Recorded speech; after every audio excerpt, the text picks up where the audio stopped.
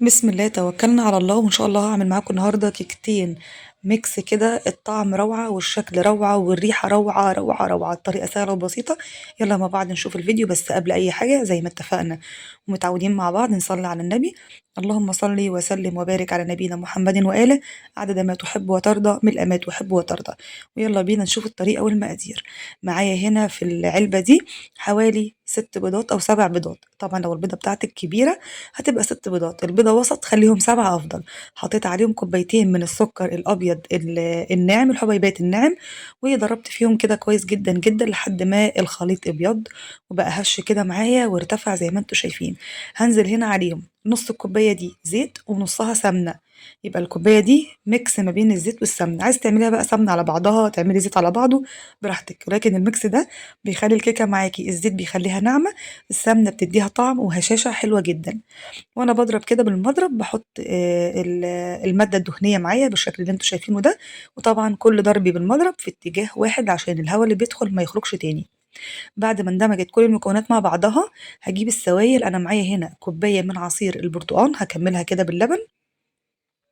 ادي كوباية عصير برتقال ضربته بقشره وصفيته، وهنزل كده برضو وانا شغالة ضرب بالمضرب عشان ادمج كل حاجة مع بعضها. بنفس المج ده عايرت لبن رايب، كان عندي لبن ومن الحر فصل كده ما رميتوش، حطيته في الفريزر.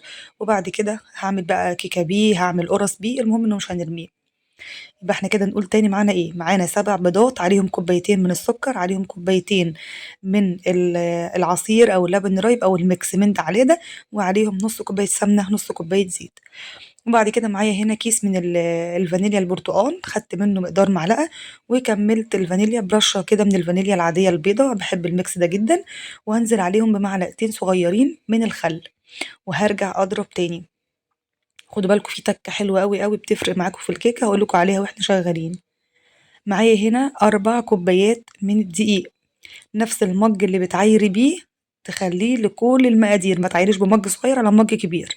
فلو ما عندكيش من المج ده غير واحد بس، عايري بيه الحاجات الجافة الأول وبعد كده عايري بيه السوية. يعني عايري بيه الدقيق، عايري بيه السكر الأول وحطيهم في أطباق، وبعد كده عايري السمنة والزيت واللبن عادي جدا بيه مفيش مشكلة. هنزل كده بالدقيق معلقة بمعلقة شوية صغيرين، أنا نزلت كده بمقدار كوبايتين دمجتهم مع بعض الأول بالشكل اللي انتوا شايفينه ده علشان أحافظ على كثافة الخليط بتاعي. في الوقت ده أنا قدت الفرن على درجة حرارة 180 وكملت شغل في الكيك بتاعي. نصلي على النبي كتير يا جماعة. اللهم صل وسلم وبارك على نبينا محمد وآله عدد ما ذكرك الذاكرون وغفر عن ذكرك الغافلون. نقول بسم الله الرحمن الرحيم ونجيب معانا كيسين من البيكنج باودر. تمام. هبدأ أفضيهم كده على باقي الدقيق اللي معايا وهنخلهم كويس جدا تاني. ليه؟ علشان اوزع البيكنج باودر كويس جدا جدا مع الدقيق، بالتالي الكيكة بتاعي كلها تكون ارتفاع واحد وكثافة واحدة. وبعد كده نسمي الله وننزل بالخليط الجاف ده على الخليط السائل ونرجع نضرب تاني في اتجاه واحد لحد ما كل المكونات تندمج مع بعضها. وركزوا معايا هنا عشان في حركة حلوة قوي هتفرق معاكم في الكيكة، فرق رهيب بجد يعني. هتلاقوا طعم وقوام وريحة خطيرة ان شاء الله بسبب التركة دي. معايا هنا عصير ليمونة كبيرة، جبت الليمونة زي ما انتوا شايفين بعصرها كده وانا شغالة ضرب. الليمونة دي بتعمل ايه؟ بتشغلي البيكنج باودر كويس جدا، ومع البيكنج باودر بتعمل في الكيكة يعني شبه محسن الكيك. بفضل اضرب كده لحد ما اتاكد ان كل حاجه اندمجت. في التوقيت ده هجيب بقى الصواني بتاعتي وهبدا ابطنها، بروح دهنها كده بمنديل او بفرشه يا اما بسمنه يا اما بزيت. وبعدين هجيب رشه دقيق، وبالمناسبه ده الدقيق اللي انا مستخدماه في الكيك اللي هو دقيق مخصص للكيك.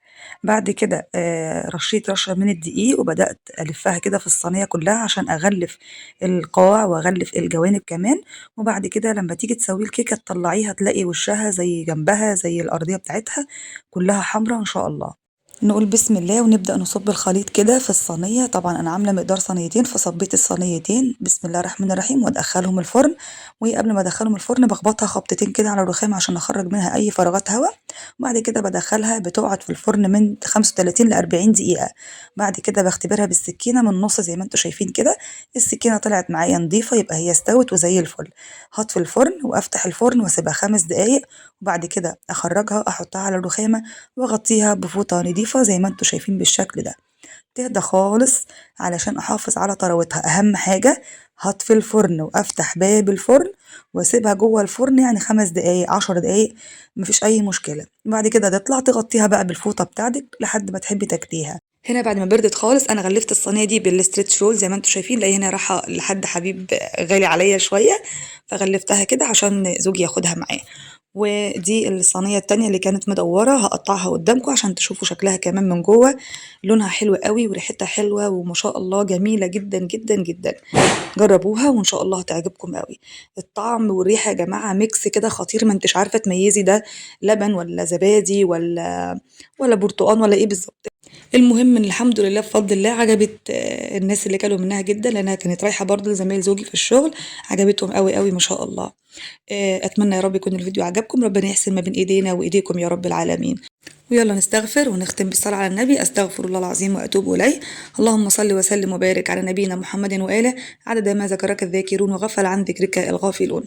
سبحانك اللهم وبحمدك، نشهد أن لا إله إلا أنت، نستغفرك ونتوب إليك. والسلام عليكم ورحمة الله وبركاته.